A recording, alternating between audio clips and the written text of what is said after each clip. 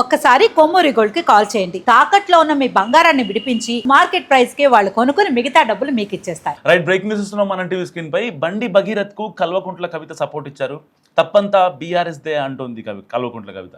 So కేవలం BRS అత్యుత్సాహం వల్లే ఆ అమ్మాయి ఫోటోలు వీడియోలు సోషల్ మీడియాలో తెగ వైరల్ అవుతున్నాయంటూ కల్వకుంట్ల కవిత ఆవేదన వ్యక్తం చేశారు. రాజకీయాల్లో లేని ఆ పిల్లగాడిపై పర్సనల్ అటాక్ కరెక్ట్ కాదని హితవు పలికారు కవిత. బండి భగీరథ్ కనిపించట్లేదంటూ పోస్టర్లు హైదరాబాద్లో ఎవరు పెట్టారో అందరికీ తెలుసన్నారు కవిత. సో బండి కొడుకును టార్గెట్ చేయడం మానేసి పాలమూరుకి ఏమైనా నిధులు తీసుకురండి కవిత సూచించారు. బీఆర్ఎస్ నేతల ట్వీట్లు చేస్తూ కలరింగ్ ఇస్తున్నారంటూ కేటీఆర్ని మరోసారి టార్గెట్ చేశారు కల్వకుంట్ల కవిత. బండి భగీరథ్ను బీఆర్ఎస్ వాళ్లే దాచిపెట్టారంటూ కవిత అనుచరులు పోస్టులు పెడుతున్న నేపథ్యంలో కవిత బండి భగీరథ్ను సపోర్ట్ చేయడం ఇప్పుడు సంచలనంగా మారింది.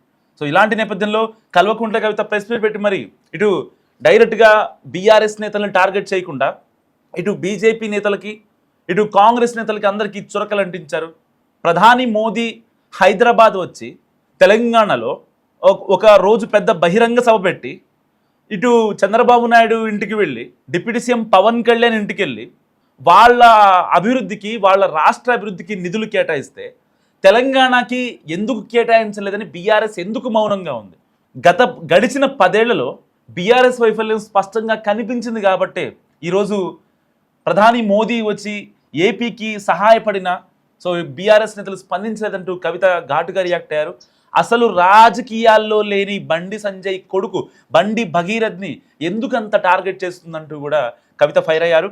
సో కేవలం బీఆర్ఎస్ నాయకుల వల్లే ఆ యొక్క మైనర్ అమ్మాయి ఫోటోలు వీడియోలు ఇప్పుడు సోషల్ మీడియాలో వైరల్ అవుతున్నాయని, సో నిజంగా ఒకవేళ కనుక బీఆర్ఎస్ నాయకులు వరుసగా ట్వీట్లు చేయకుండా ఉంటే ఆ అమ్మాయి ఫేస్ బయటకు వచ్చేదా అంటూ కవిత ఆవేదన వ్యక్తం చేశారు. ఒక దేశ ప్రధానమంత్రి గారు వచ్చి కూర్చున్న వేదిక మీద బండి సంజయ్ గారు కూడా ఆ వేదికను పంచుకోవడం నిజంగా చాలా శోచనీయం. ఇవాళ సమాజంలో ఒక మెసేజ్ ఏమొచ్చిందంటే ఇటువంటి రాజకీయ కుటుంబాలలో ఉన్నటువంటి వారి పిల్లలు ఏ తప్పు చేసినా సరే పోలీసులు మరి సరైనటువంటి చర్యలు తీసుకోలేని పరిస్థితి ఉంటుంది అనేటటువంటి ఒక మెసేజ్ వారు ఆ వేదికను పంచుకోవడం ద్వారా పోయింది. సో బండి సంజయ్ గారి కుమారుడు ఈ దేశం వదిలి వెళ్ళిపోకుండా ఉండడానికి తక్షణమే మన తెలంగాణ పోలీస్ అధికారులు లుకౌట్ నోటీస్ లాంటిది ఇవ్వాలి. ఆ అమ్మాయి జీవితాన్ని నాశనం చేయడానికి ఇవాళ డైరెక్ట్గా బీఆర్ఎస్ పార్టీయే కారణం.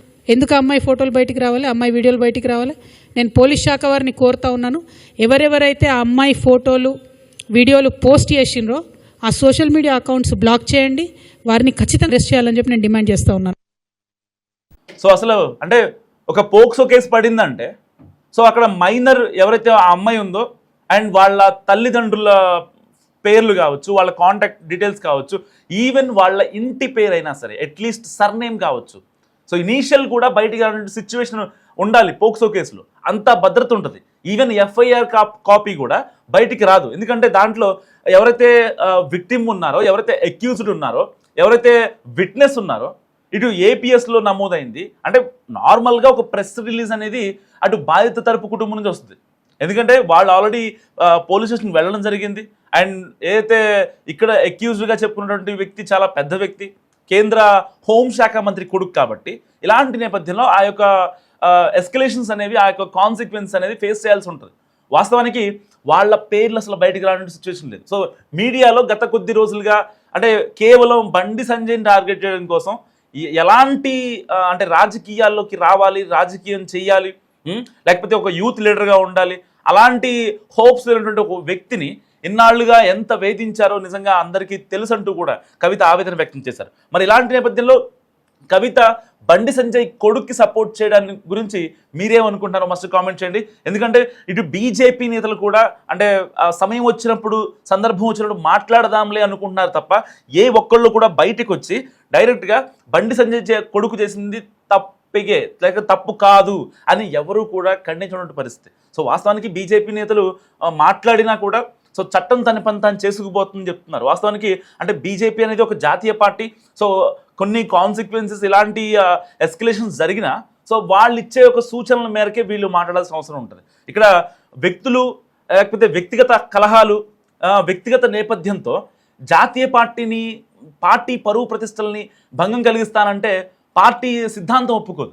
సరే ఏ పార్టీలో అయినా సరే కొన్ని రీజనల్ పార్టీస్ కూడా మనం చూస్తూ ఉంటాం. ఎవరన్నా ఒక అక్రమ సంబంధం కేసులోనో లేకపోతే ఇంకోటి దాంట్లోనో కేసులో ఇరుక్కుంటే, భార్యాభర్తల మధ్య ఇష్యూస్ కావచ్చు, లేదంటే ఇంకోటి ఎవరన్నా ఇరుక్కుంటే ఆ యొక్క పార్టీ వెంటనే స్పందించదు. దాని మీద ఒక నిజ నిర్ధారణ కమిటీ వస్తుంది. దాని తర్వాత ఒకవేళ దోషిగా తేలితే ఆ తర్వాత వాళ్ళ మీద చర్యలు తీసుకునే అవకాశం ఉంటుంది. సో ఇలాంటి నేపథ్యంలో కల్వకుంట్ల కవిత చేసిన వ్యాఖ్యలు నిజంగా తెలుగు రాష్ట్రాల్లో సంచలనంగా మారాయి. సో ఎట్టి పరిస్థితిలో ఆ పిల్లగాడిపై ఎందుకు అనవసరంగా అంటే రాజకీయంగా దీన్ని బీఆర్ఎస్ అనవసరంగా రాద్ధాంతం చేస్తుందంటూ కూడా కల్వకుంట్ల కవిత మాట్లాడారు. ఒకవేళ వాళ్ళిద్దరి మధ్య ఏదన్నా ఇష్యూ ఉండి అంటే ఇన్నాళ్ళు కలిసి ఉండి, అంటే మీడియాలో వస్తున్న వార్తల మేరకే ఇక్కడ ఎవరు మాట్లాడినా, పొలిటీషియన్స్ మాట్లాడినా, సోషల్ యాక్టివిస్టులు మాట్లాడినా, ఇంకొకళ్ళు మాట్లాడినా, ఎందుకంటే ఈ విక్టిమ్ అనే వ్యక్తులు, ఆ ఫ్యామిలీ, బాధిత కుటుంబం ఎవరైతే ఉన్నారో సరే కేసు పెట్టారు. కేసు పెట్టిన తర్వాత ఎక్కడ కూడా ఇంటర్వ్యూ ఇవ్వడం జరగలేదు. అసలు ఏం జరిగిందో పోలీసులకి వాళ్ళకి తప్ప ఇంకెవరికి తెలియదు. సరే వాళ్ళ తరఫున వాదించే లాయర్లకి తప్ప ఇంకెవరికి తెలిసే నేపథ్యం లేదు. అలాంటి సిచ్యువేషన్లో ఎవరికి నచ్చినటువంటి అనాలిసిస్లు వాళ్ళు చేసుకుంటున్నారు. లేదు బండి సంజయ్ కొడుకు బండి భగీరథ్ ఇలా చేశాడంట, అలా చేశాడంట, లేదు ఇంత దారుణంగా వ్యవహరించాడంట, గతంలో కూడా కేసులు ఉన్నాయి కాబట్టి వీడు అలాగే చేస్తుంటాడు, వీడు మారడు. అలాంటి సిచ్యువేషన్స్ కూడా మనం చాలామంది అనలిస్టులు లేకపోతే సోకాల్డ్ యూట్యూబర్స్ కావచ్చు, సో చాలామంది దగ్గర నుంచి మనం వింటూ వస్తున్నాం. వాస్తవానికి ఈ కేసు అనేది చట్ట పరిధిలో ఉంది ఇప్పుడు. సో ఆల్రెడీ పోక్సో కేసు పడింది, దానికి సంబంధించి కేసు అడాల్టర్ కూడా అయింది. దాని తర్వాత సెక్షన్ 6(రెడ్) అనే యాక్ట్ పెట్టారు. వాస్తవానికి ఈ యొక్క కేసు పరిధి ఎలా ఉంటుందంటే అసలు కనీసం ఒక స్టేషన్ బెయిల్ రాదు, ఒక యాంటిసిపేటరీ బెయిల్ రాదు, ఏమీ రాదు, ఎలాంటి బెయిల్ కూడా రానటువంటి సిచ్యువేషన్. దాదాపుగా 20 ఏళ్ళు.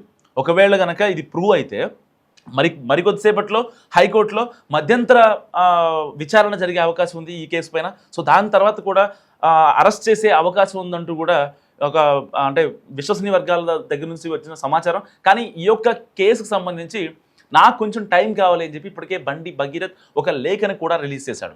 సో ఇలాంటి నేపథ్యంలో కల్వకుంట్ల కవిత మాట్లాడటం నిజంగా సంచలనంగా మారింది.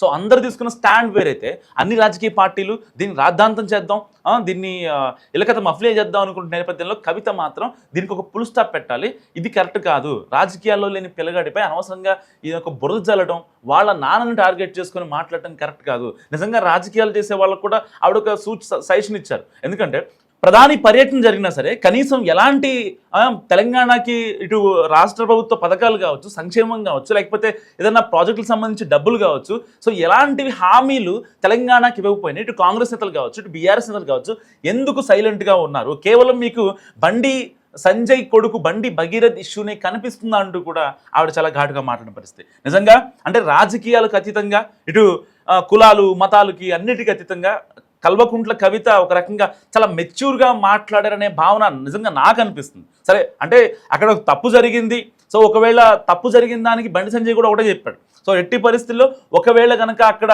తప్పు అనేది జరిగితే, సో బాధితులు చెప్తున్నారు అంటే బండి సంజయ్ వాళ్ళ ఇంటికి వెళ్ళాము, వాళ్ళ ఇంటికి వెళ్తే వాళ్ళు సరిగా మాతో మాట్లాడలేదు, రిసీవ్ చేసుకోలేదు, అయినా సరే ఏదేదో మాట్లాడారు, బండి సంజయ్ మీ అంతు చూస్తా, మిమ్మల్ని మీ సంగతి చూస్తా అంటూ మాట్లాడారంటూ బయటికి కొన్ని కథనాలు వస్తున్నాయి. వాస్తవానికి అక్కడ జరిగింది అనేది బాధితులకి, ఇటు పోలీసు వాళ్ళకి, ఇటు అక్కడ వాళ్ళ తరఫున వాదించే లాయర్కి తప్ప ఇంకా ఎవరికీ తెలీదు. ఎవరి ఊహాగానాలు వాళ్ళవే. ఆల్రెడీ ఏ రాజకీయ పార్టీ నాయకుడు స్పందించినా లేకపోతే ఏ సోషల్ యాక్టివిస్ట్ స్పందించినా చాలామంది మెచ్యూరిటీ ఉన్న వాళ్ళు మాట్లాడే మాట ఏంటి, ఇది చట్టం పరిధిలో ఉంది, సో ఎట్టి పరిస్థితిలో చట్టం తన పని తాను చేసుకుపోతుంది.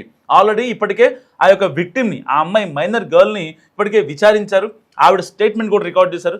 దాని తర్వాతే కేసు సెక్షన్స్ మారాయి. వాస్తవానికి అంతకుముందు పోక్సో పడిందంటే కనీసం గరిష్టంగా ఒక 5-6 ఏళ్ళు జైలు శిక్ష పడే అవకాశం ఉంది. కానీ ఇప్పుడు సెక్షన్(రెడ్) 6 పెట్టారు. ఆబ్వియస్లీ ఈ కేసులో న్యాయం జరుగుతుందని చాలామంది ఎక్స్పెక్ట్ చేస్తున్నారు. సో నిజంగా అక్కడ కనుక ఒకవేళ న్యాయం అనేది ఉంటే పక్కా న్యాయం జరుగుతుందని చాలామంది అభిప్రాయం.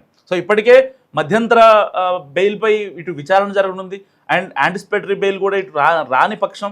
అండ్ మరి ఇప్పటికే ఆయన బండి భగీరథ్ కూడా ఒక లేఖ రిలీజ్ చేశారు. ఎట్టి పరిస్థితుల్లో నాకు ఈ యొక్క ప్రూఫ్స్ కావాలి, దానికోసం నాకు ఒక 2 days టైం కావాలంటూ ఆయన మాట్లాడిన సిచ్యువేషన్. బండి సంజయ్ కొడుకు బండి భగీరథ్ పై కవిత చేసిన సెన్సేషనల్ కామెంట్స్ గురించి మీరేమనుకుంటున్నారో మస్ట్గా కామెంట్ చేయండి.